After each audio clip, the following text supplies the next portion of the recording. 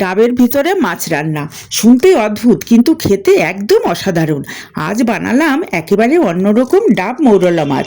প্রথমে মৌরলা মাছ ভালো করে কেটে ধুয়ে নুন আর হলুদ মাখিয়ে রেখে দিলাম।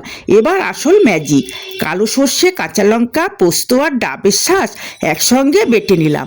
তার মধ্যে সামান্য চিনি দিয়ে তৈরি করলাম ঝাল মিষ্টি একটা দারুণ পেস্ট।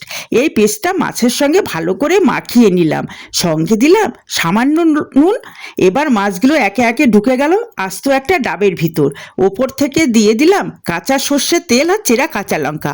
তারপর আটার লেই দিয়ে ডাবের মুখটা ভালো করে সিল করে দিলাম, যাতে ভেতরের সব স্বাদ আর গন্ধ আটকে থাকে।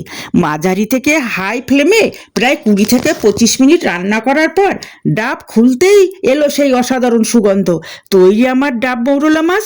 সর্ষে, পোস্ত আর ডাবের একেবারে অন্যরকম মিলন। তাহলে আজকের মতন এই পর্যন্তই।